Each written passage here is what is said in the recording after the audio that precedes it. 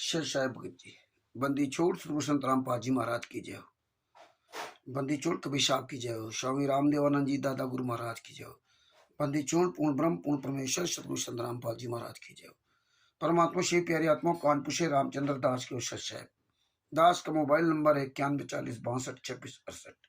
शत साहेब जय हो। बंदी छोड़ की भगत भाइयों, संत रामपाल जी महाराज ने 1994 से लगभग 2014 तक हमें बहुत ज्ञान सुनाया। हमें इतना ज्ञान सुनाया और उन्होंने बताया, स्पष्ट बताया कि गुरु परमात्मा नहीं होता है। कबीर साहब जब 600 साल पहले आए तो ये भक्ति को कायम रखने के लिए और ये मंत्र, ये सारी विधि को वर्तमान समय के लिए, ये व्यवस्था बनाने के लिए स्वयं कबीर परमात्मा आए थे। क्योंकि अगर स्वयं कबीर परमात्मा नहीं आते यहाँ पे तो यहाँ कोई अधिकारी था ही नहीं जो कोई नाम मंत्र दे सकता था। किसी को पता ही नहीं था, किसी को जानकारी नहीं थी, इसीलिए और इतनी कोई कठिन तपस्या नहीं कर सकता था जितना स्वयं कबीर साहब यहाँ आकर के एक झोपड़ी में रहे। 120 साल तक सूत काटते थे और मुंह बोले माता पिता दोनों बच्चों का पालन पोषण करते थे और उससे जो धन बचता था उसको भूखों को भोजन कराते थे।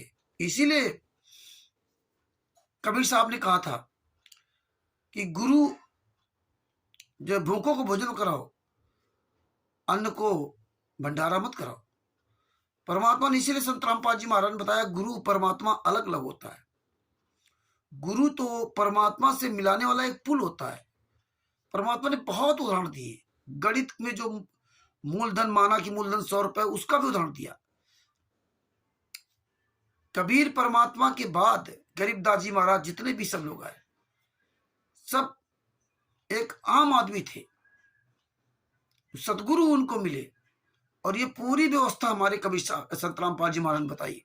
यहां तक भक्ति बोध की पुस्तक से पूरा प्रमाण करके बताया। लेकिन आज देखिए, जब संत रामपाल जी महाराज जेल चले गए तो ये भगत समाज परमात्मा मान रहा है, बस ऊपर ही दिल से परमात्मा मान रहा, लेकिन सेव संबंध नेकी जी की तरह परमात्मा नहीं मान रहा। परमेश्वर ने कहा कि परमेश्वर जैसा मानना है कि ये परमेश्वर मिलेंगे तो उनके सामने कैसा व्यवहार करोगे। गुरु तो पहले चले जाएंगे, तो परमात्मा आएगा गुरु के रूप में। तो आज गुरु मेरा यात्राएं सह रहा है, लेकिन हम क्या करें? वो तो परमात्मा है, वो तो लीला कर रहे हैं। सेव संबंध नेकी जी के यहाँ जो गुरु गए थे, क्योंकि सेव संबंध नेकी जी को जो ज्ञान सुनाया था, उस ज्ञान के आधार से जब कबीर साहब गए तो उनके यहाँ तो खाने को नहीं था, तो वो जानते थे कि भूख प्यास हमारे कैसे लगती है, वैसे हमारे गुरु परमात्मा आए, गुरु जी आए, ये भी रात भर भूखे कैसे रहेंगे। और इतना बड़ा उन्होंने स्टेप उठाया। शिव संबंध नेकी जी ने चोरी का गर्दन काटी। आप सबको कहानी पता है। बताया था उन्होंने कि अगर जिस क्षेत्र से साधु भूखा चला गया, रुष्ट हो गया, तो उस क्षेत्र का विनाश होना, विनाश। और ये भगत समाज, पूरा भगत समाज अंधा गूंगा बहरा बना है।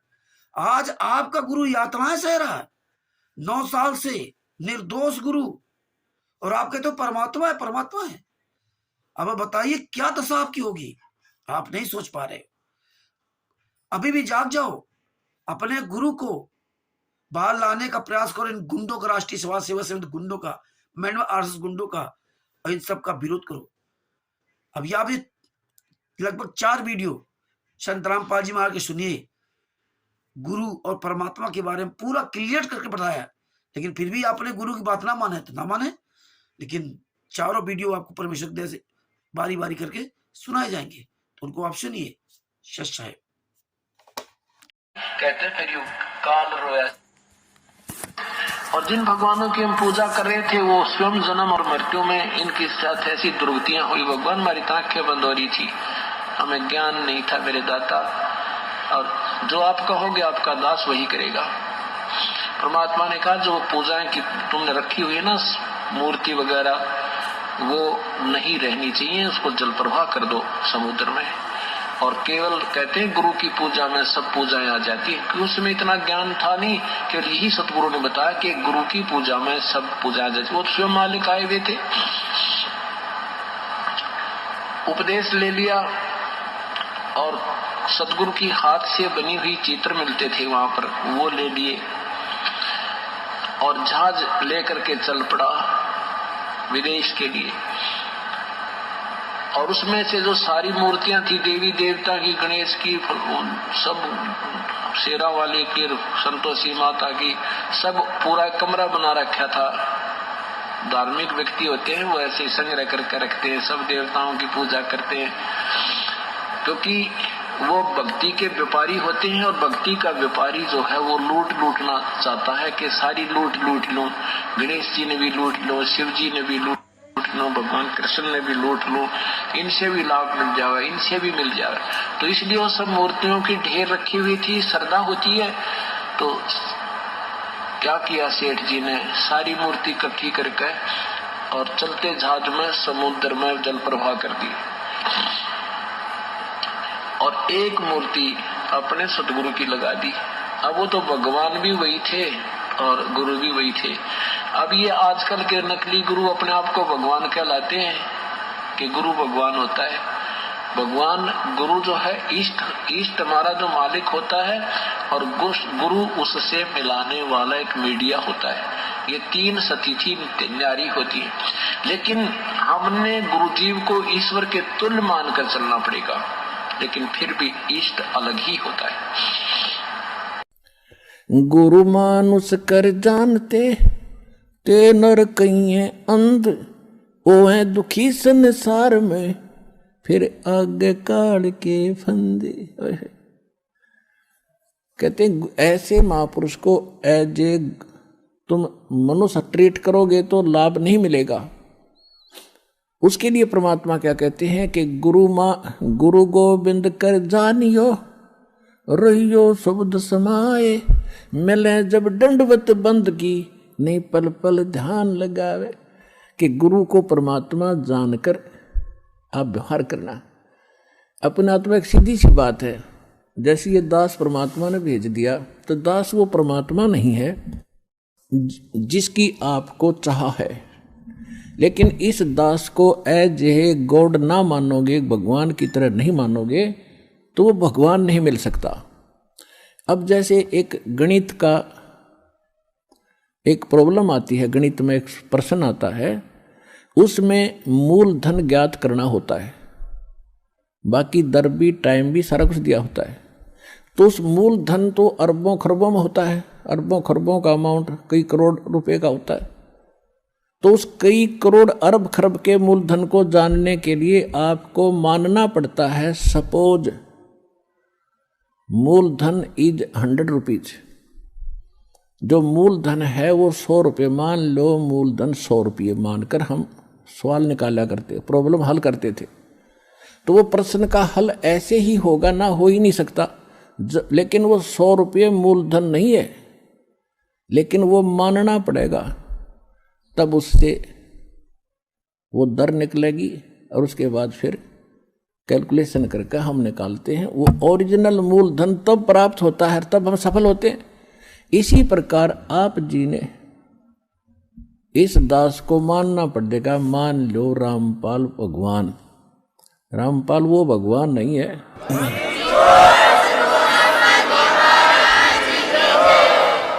और इसको एज ए गुरु ट्रीट करके, एज ए गॉड ट्रीट करके आपने अपनी आदत सुधारनी है। क्योंकि जब आप यहाँ से जाओगे, यहाँ से चलते ही गुरु का रोल पहले भी रोल है, फिर भी आपके साथ रहेगा। इस दास के रूप में आपका नीचे से गणेश जी के दरबार से अकाउंट क्लियर कराता चलेंगे। यानी आप जब यहाँ से चलोगे तो ऑटोमेटिकली आपके रास्ते साफ पाओगे। जैसे स्थान स्थान पर वो खड़े होते हैं, चौराहे पर सिपाही होते हैं ट्रैफिक को डाइवर्ट करने के लिए, ऐसे जब आप संसार छोड़ कर चलोगे आपको आप बताते चलेंगे आप इधर जाओ, आप इधर जाओ।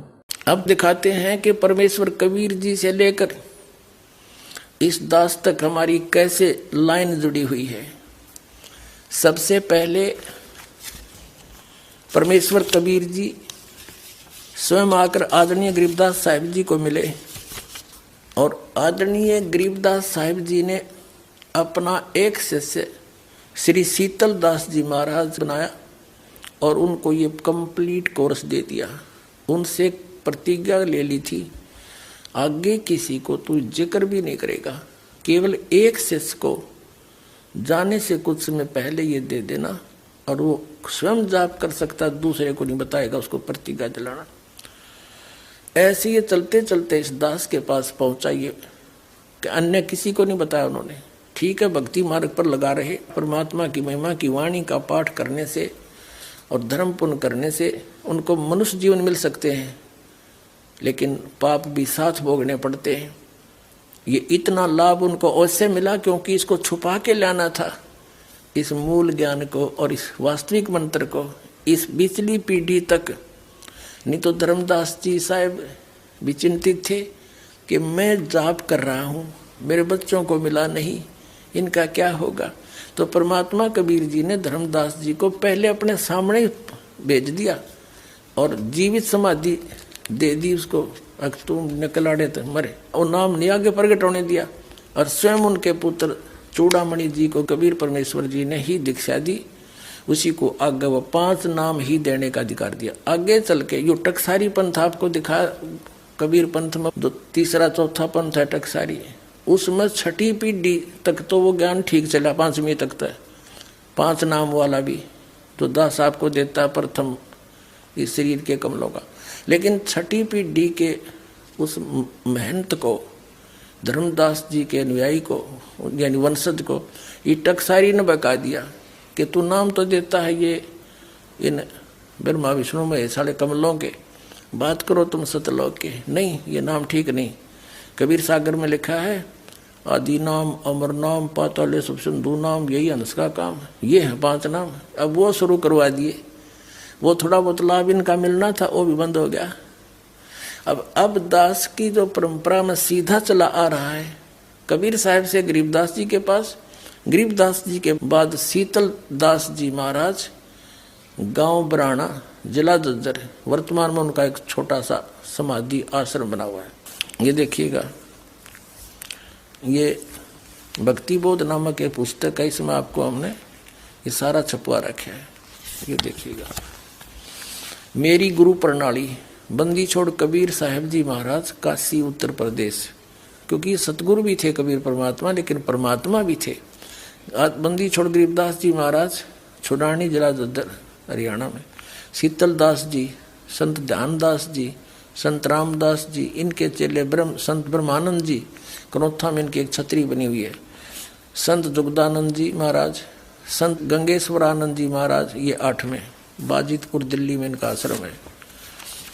और 9वां है संत चिदानंद जी महाराज, मेरे दादा गुरु जी, गोपालपुर धाम, सोनीपत हरियाणा में, खड़खौदा के पास।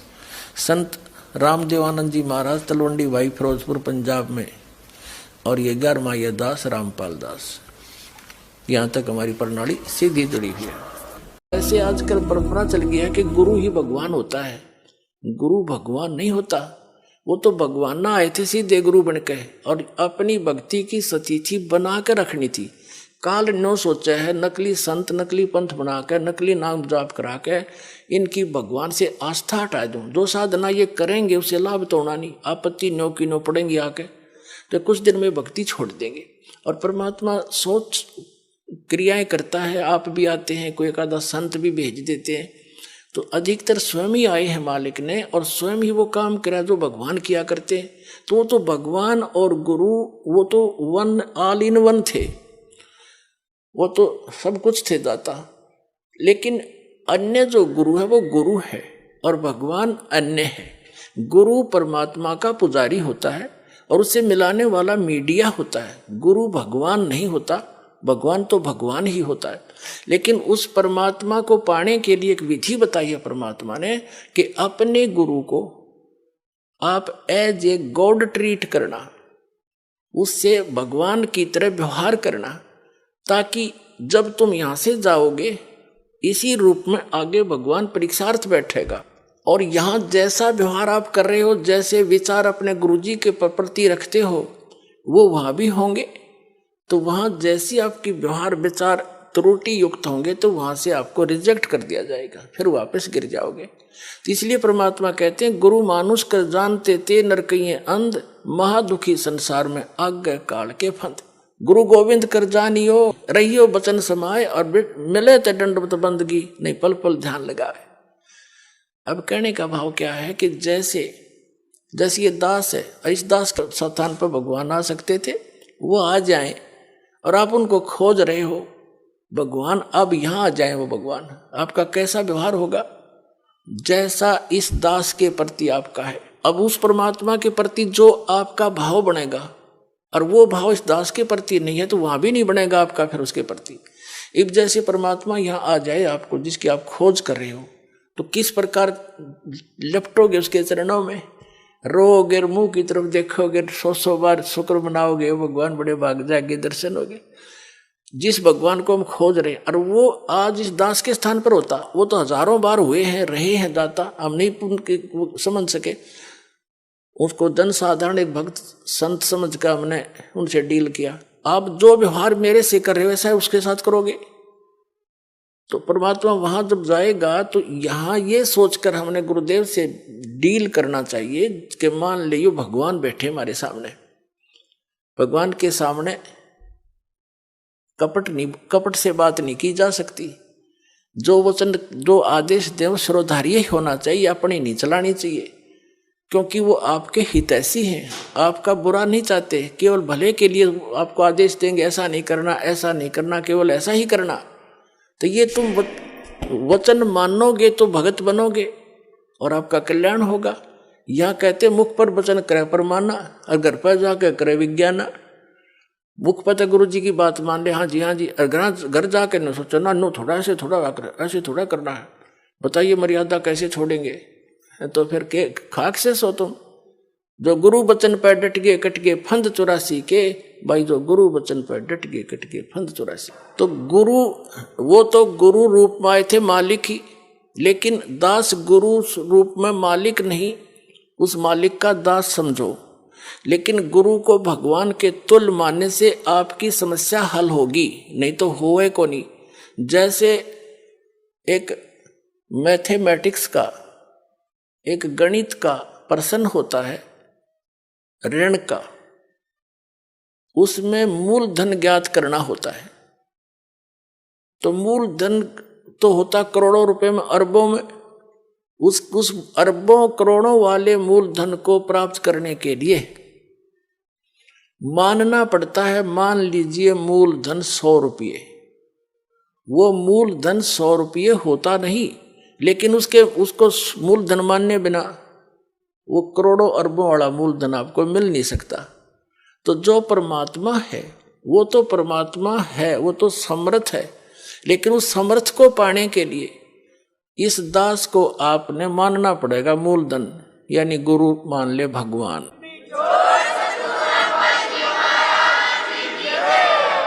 तभी आपकी यह समस्या हल होएगी, नहीं तो कति नहीं हुआ, 0 नंबर आओगे आपके। तो इस प्रकार समझदार को संकेत बहुत होता है। शेष भगत जी, परमात्मा ने स्पष्ट बता दिया, समझदार के लिए संकेत बहुत होता है। वैसे परमेश्वर ने तो बहुत सत्संग सुनाए। अब तो राष्ट्रीय समाज सेवा समिति के गुंडों ने सतलोक आश्रमों में सत्संग भी बंद कर दिया। अब तो केवल 2-4 महीने में एक बार जाओ, 3 दिन के लिए कहीं दिव्य धर्म या कहीं फलाने या कहीं ढिमका, बस खाओ पियो बस चले जाओ, बाद बाकी सत्संग काम खत्म। जो संत रामपाल जी महाराज ने सतलोक आश्रम बरवाला में जो नींव डाली थी कि हर महीने के शुरुआत और आखिरी में पूरी संगत को बुलाते थे, सत्संग सुनाते थे, अब वो काम खत्म हो गया। अब आपकी मर्जी, अपने घर में सत्संग सुनो या न सुनो, अब काम खत्म। वैसे भी इस ज्ञान को धीरे धीरे पूरी तरह से चौपट किया जा रहा। संगत तो अंधी गूंगी बहरी है ही। गुरु को परमात्मा सिर्फ अपने स्वार्थ के लिए मानती है, लेकिन सेव संबंध नेकी जी की तरह परमात्मा नहीं मानती। तो गुरु और परमात्मा अलग अलग होता है, इसमें स्पष्ट परमेश्वर ने बता दिया। हालांकि बहुत से उदाहरण और भी हैं, बहुत उदाहरण हैं। गुरु को गुरु जो है ना बिचौलिया होता है, मीडिएटर होता है, वो शादी कराने वाला होता है, सगाई कराने वाला होता है, पता नहीं कितने उदाहरण संत रामपाल जी महाराज दिए। लेकिन ये संगत केवल जीव के स्वाद के लिए राष्ट्रीय समाज सेवा से गुंडों, आरएसएस गुंडों, कबीर परमेश्वर भक्ति गुंडों के पीछे लगी हुई है, क्योंकि ये सारी संगत अब फेल है। 99% ये सब फेल है। तो अभी भी समय है, जाग जाओ और इन राष्ट्रीय समाज सेवा समिति गुंडों के खिलाफ, फर्जी सतलोक आश्रम बरवालन सतलोक आश्रमों के खिलाफ और फर्जी नामदान संचालकों के खिलाफ आवाज उठाओ। साहेब, अगर आपको ये वीडियो सही लगे, ये प्रमाण सही लगे तो ये शेयर करना, वरना मत करना।